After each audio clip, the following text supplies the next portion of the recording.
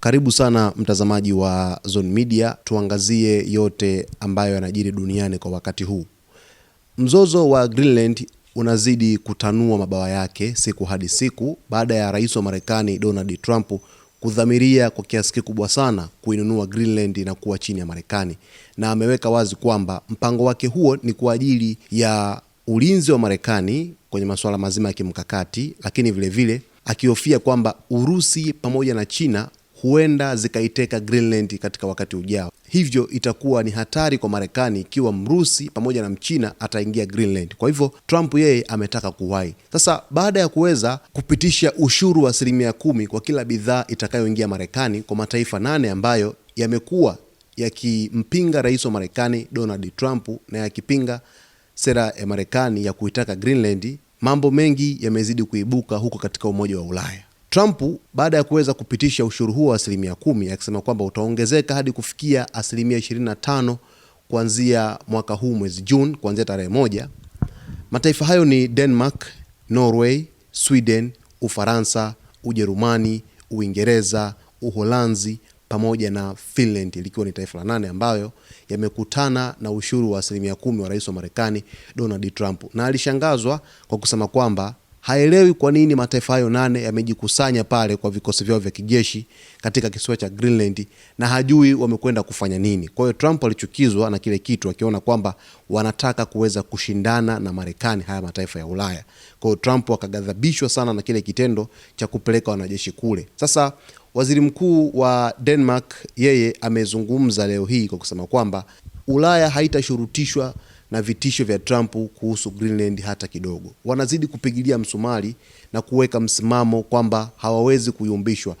Nilikuletea taarifa mtazamaji siku ya jana kwamba viongozi mbalimbali akiwemo rais wa Ufaransa Emmanuel Macron, waziri mkuu wa Hispania, lakini vile vile kansela wa Ujerumani, wote walikuwa wamemwambia Trump kwamba wao wanapinga mpango wake wa ushuru, lakini vile vile wamechukizwa na kitendo cha Marekani kutumia nguvu kuitaka Greenland. Wanaona kwamba ni kitendo ambacho sio cha haki. Sasa leo hii waziri mkuu wa Denmark naye ameeleza wazi kwamba Ulaya haitishwi wala haitashurutishwa na Marekani. Sasa kitendo ambacho pia kinaonyesha wazi kwamba hizi nchi 8 ambazo zimewekewa vikwazo na rais wa Marekani Donald Trump kwenye upande wa ushuru kama zimeanza kushtuka hivi. Kwa sababu leo Ujerumani imeweza kuondoa kikosi chake katika kisiwa cha Greenland. Mapema kabisa asubuhi, Ujerumani ilikuwa na askari wake 13 hadi 15 ambao walitumwa kwa ajili ya operesheni maalum katika kisiwa cha Greenland. Trump baada ya kuweza kupitisha ule ushuru wa 10% hapo juzi na akasema kwamba utaongezeka hadi kufikia 25% mwezi Juni tarehe 1, ni kama vile mataifa haya 8 sasa hapa anakuja kwenye taifa moja wameanza kushtuka. Ujerumani mapema akaamua kuondoa kikosi chake, na sababu ambazo amezitoa baada ya kuweza kuondoa kikosi chake, amesema kwamba mission ambayo askari hao walitumwa imekwisha kamilika, yani wamekwisha maliza hiyo mission. Kwa hiyo sasa walipaswa kuweza kurudi Ujerumani moja kwa moja. Mapema leo wakapanda ndege na kuweza kujirudisha nchini Ujerumani. Sasa huu ni mtego. Mataifa 7 yamebakiza vikosi vyake kule Greenland. Taifa moja la Ujerumani tayari limekwisha ondoa vikosi vyake pale Greenland. Hapa sasa tunapata question mark kwamba je, Ujerumani amepata hofu dhidi ya Trump au dhidi ya Marekani, au ataki kutengeneza msuguano na Marekani kwa sababu ni washirika wazuri tu na wamekuwa kushirikiana kwenye mambo mengi tu, hasa kwenye umoja ule wa NATO. Inaweza ikapeleka hofu pia kwa mataifa mengine ambayo yamepeleka pale vikosi vyake. Kuna maaskari pale wanajeshi wako pale wa mataifa haya 7 yalobakia, ambapo mataifa hayo 7 ni Denmark, Norway, Sweden, Ufaransa, Uingereza, Uholanzi, Finland. Hapo tumemtoa Ujerumani kwa sababu yeye amekwisha ondoa vikosi vyake au askari wake 15 ambao aliwapeleka Greenland kwa mission maalum.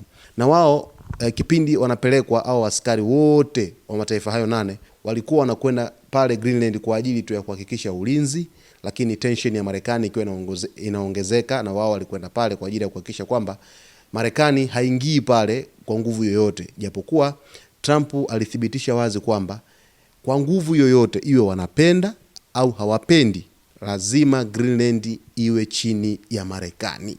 Na amekuwa akisisitiza hivyo, na hata kwenye maandiko yake mengi kupitia kwenye mtandao wake wa kijamii wa Truth Social, Trump amekuwa akipigilia msumari kusema kwamba Marekani lazima ikalie pale Greenland kwa lazima.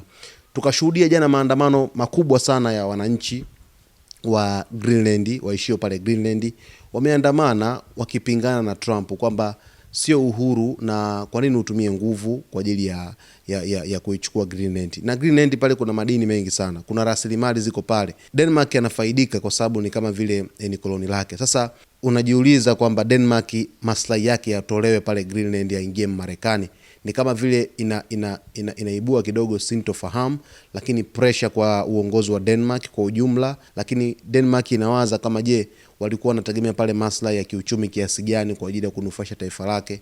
Sasa mwisho wa siku waweze kukosa ile Greenland, labda ataishije katika nyakati zijazo. Ndio maana mapema akapeleka vikosi vyake pale. Sasa msimamo unakuja, hayo mataifa 7 yataweza kumudu au nayo yataondoa vikosi vyake kama Ujerumani? Kwa sababu Ujerumani yeye katoa sababu kwamba mission ambayo ilikuwa imewapeleka pale askari wake imekwisha kamilika na yanabaki mataifa 7.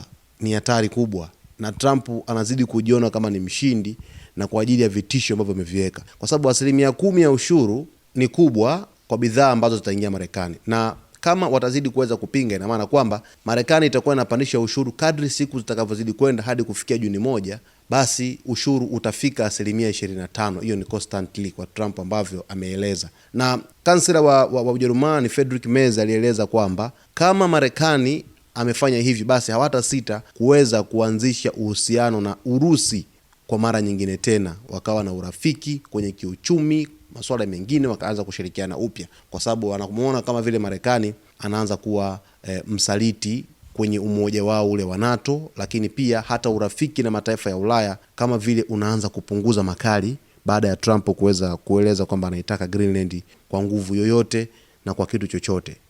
Huku serikali yenyewe ya Greenland imeweka wazi kuwa haitarajiwi kukubali utekaji au udhibiti wa Marekani kwa njia yoyote ile katika kisiwa chao, na inasisitiza kwamba ulinzi wake unapaswa kupangwa ndani ya mfumo wa NATO kupitia Denmark. Greenland wenyewe wanaweka msisitizo kwamba wao hawawezi kukubali utekaji wowote au uchukuaji wowote wa taifa lao, na wao wanamtegemea NATO. Marekani yupo kwenye NATO. Kama wenyewe kwa wenyewe wanaanza kukinzana huko ndani, itakuwaje katika wakati ujao? Inaweza kuwa inafikirisha sana hili jambo la Greenland kiujumla, kutokana na uhalisia wa mambo ulivyo, kwa sababu yawezekana tukashuhudia mpasuko mkubwa sana, hususan vikwazo vya kiuchumi vikaongezeka baina ya Marekani na nchi za Ulaya, na nchi za Ulaya zinaungana zikiwa na mshikamano zikimpinga Marekani dhidi ya sakata la Greenland. Sasa kila siku ile sakata linazidi kuwa kubwa, yani kila uchwao sakata la Greenland linazidi kuongezeka makali yake. Hatujui ni lini sakata hili kwamba litakuja kukaa level kabisa, kutokana na mvutano ambao unaongezeka. Marekani ni taifa kubwa, taifa lenye nguvu kijeshi, lenye silaha za kutosha, kiuchumi, wana pesa, wana miundo mbinu ya yani wana kila kitu ambacho wao wanajua hakuna taifa ambalo linaweza kumtishia kwa namna moja ama namna nyingine. Huku taarifa kutoka Kremlin ilieleza wazi kwamba Rais Putin yeye anaunga mkono uhuru pale Greenland na kwa Denmark, na amepinya kabisa hizo sera za Marekani kuweza kuitaka Greenland kwa nguvu yoyote. Pia Trump anazidi kupata wasiwasi, yawezekana pia kuna maongezi ya siri baina ya Denmark pamoja na Urusi au mataifa ya Ulaya, ikiwa Ujerumani tayari amekwisha tishia kwamba atarudi Urusi kwenda kuanzisha upya mahusiano na kumwacha Marekani, kwa sababu Marekani inaonekana kwamba anatumia nguvu zaidi. Bado inafikirisha kweli kweli na inaibua maswali mengi. Sasa mtazamaji wetu, mimi wajibu wangu ni kukujuza tu yote ambayo yanajiri huko duniani. Cha msingi tu